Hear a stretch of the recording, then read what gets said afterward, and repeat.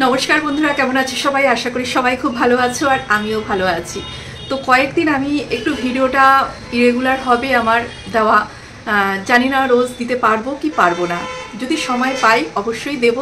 আর আগে থেকে বলছি না, যখন দেব তখন তোমরা অবশ্যই বুঝতে পারবে যে কেন আমি ঠিকঠাক ভিডিও দিতে পারছি না। আর তখন যেই ভিডিওগুলো দেব তোমাদের সেই ভিডিওগুলো অবশ্যই ভালো লাগবে, আমি আশা করি। তো চলো আজকে ভিডিওটা শুরু করি। আজকে অবশ্যই কন্ট্রোভার্সি ভিডিও, আর তখন যে ভিডিওগুলো দেবো হয়তো সেগুলো কন্ট্রোভার্সি ভিডিও হবে না।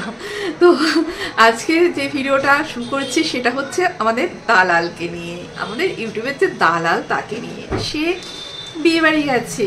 কার বিয়ে? সন্দীপের বিয়ে। মানে সন্দীপ নামটা এই দালালের সঙ্গে এত ওতপ্রোতভাবে জড়িত, কি বলবো। আমি যখন দেখলাম আমি হেসে মরে যাচ্ছি। তো সন্দীপ এই দালালের পেছন কিছুতেই ছাড়ছে না, আর আমার মনে হয় ছাড়বেও না কোনোদিনও।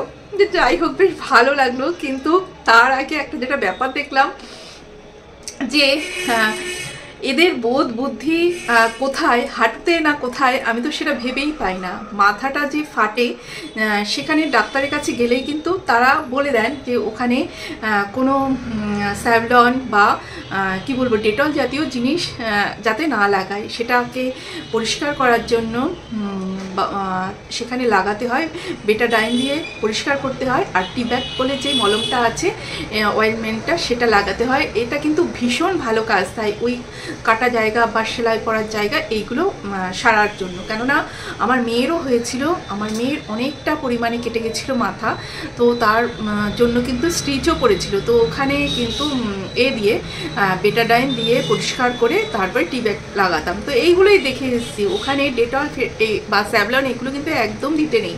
তো সেইগুলো দিলে কিন্তু সেই জায়গাটা পেকে যায়, তো তার ফলে কিন্তু অসুবিধা হতে পারে। কিন্তু এখানে দেখা যাচ্ছে যে ওই জায়গাটায় ওইটা দিয়ে ওই স্যাভলন বা ডেটল এসব কিছু দিয়ে পরিষ্কার করছে। পরিষ্কার করে কি করলো জানি না।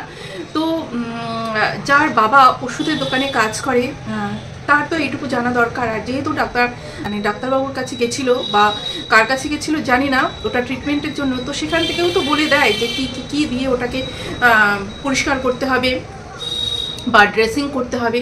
তো দেখলাম ওই বাড়ির যে কি বলবো আর লাউডাগা আছে, সে গিয়ে ডেটল নিয়ে এসে সেটা পরিষ্কার করলো। ভালো কথা। তো মানে এর থেকেই বোঝা যায় এই যে এরা কতটুকু বুদ্ধি রাখে বা কতটুকু কি জানে।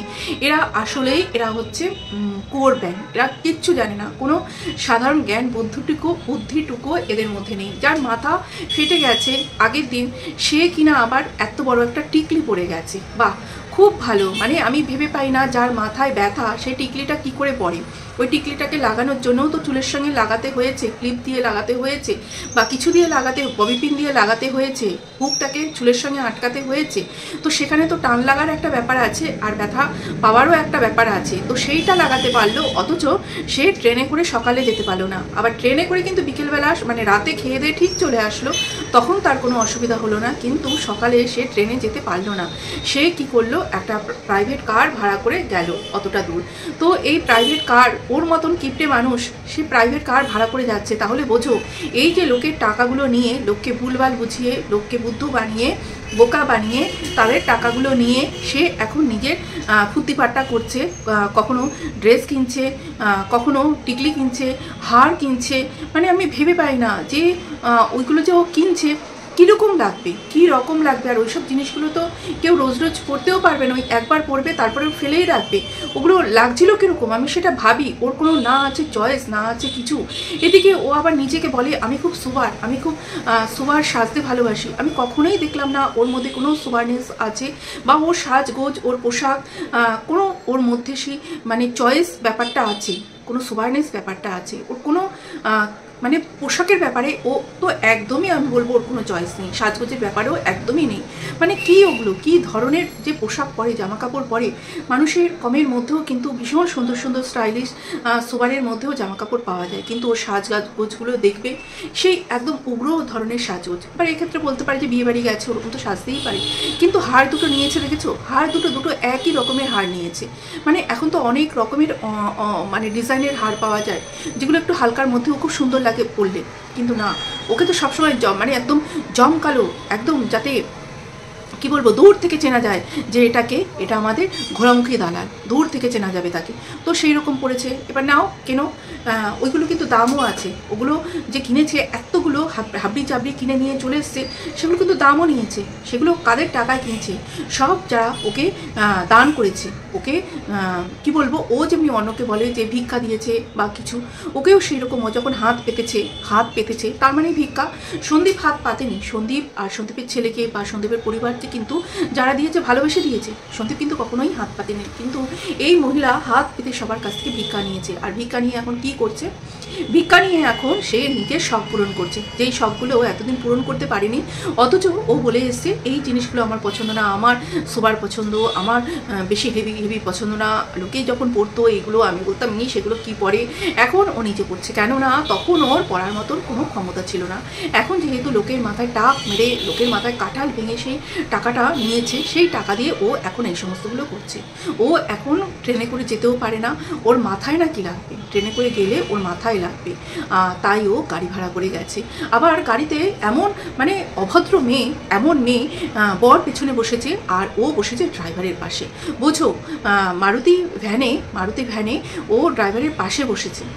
ওর নাকি পেছনে বসলে ওর অসুবিধা হয়, পেছনে বসলে অসুবিধা হয়, যদি উল্টো দিকে বসে তাহলে অসুবিধা হয়। কিন্তু ওর সামনের দিকে মুখ করে বসলে, মানে যেদিকে গাড়ি চলছে, তাহলে কিন্তু অসুবিধা হয় না। আর যাদের হওয়ার তাদের সামনে বসলে আরও বেশি হবে, তাদের সামনে বসলে আরও বেশি অসুবিধা হবে।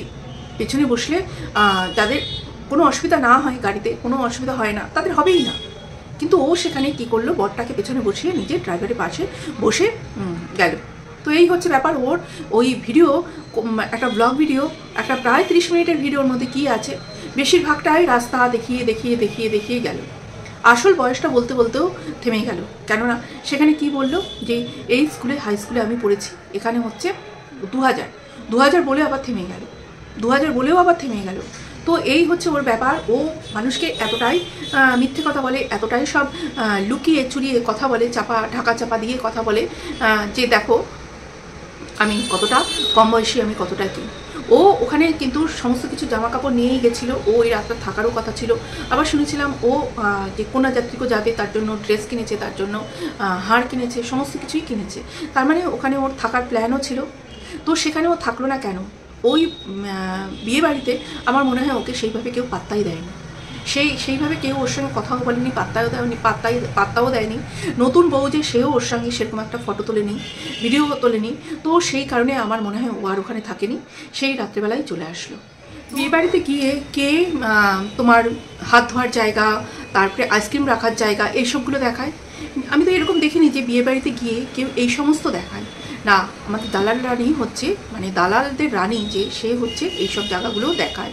নতুন বিয়েবাড়ি ব্লগ দেখলাম যেখানে নাকি হাত ধোয়ার জায়গা কোনটা, তারপরে হচ্ছে আইসক্রিমের জায়গা কোনটা, সেই সব দেখায়। কোণে বাদ দিয়ে অন্য সমস্ত আচার অনুষ্ঠান সব কিছু বাদ দিয়ে সে কিনা দেখাচ্ছে যে হাত ধোয়ার জায়গা। আর যেখানে তত্ত্ব এসছে, সেখানে গিয়েই সবার প্রথমে কি করছে, তত্ত্ব দেখাতে ওর কোথায় চকলেট বিস্কিট এই ট্রেটা, সেই দিকে ওর নজর পড়েছে। এইগুলো হচ্ছে আমাদের, এর মধ্যে থেকে আমরা ভাগ পাবো। মানে সব সময় ওর জিভটা যেন লক করে। ও মানে ফুকতায় খেতে ওর এমন একটা জিভটা লম্বা হয়ে গেছে, সব সময় লক করে। হ্যাঁ, ওটা সবার জন্য, অবশ্যই সবাইকে যখন দেবে, যদি ও থাকে ওকে ভাগ বাটোয়ারা করে দেবে। প্রত্যেকে যখন ওগুলো বাচ্চাদেরকেই দেয়, বেশিরভাগ বাচ্চারা যে বাড়িতে থাকে সেই বাচ্চাদের জন্যই আসে। তার মধ্যে বুড়ো ধেরিগুড়াও যদি থাকে, তাদেরও যদি ওরকম জিভ লক করে থাকে, তাদেরকেও একটা করে ঠিক আছে, দিলে দিল, না দিলে না দিল।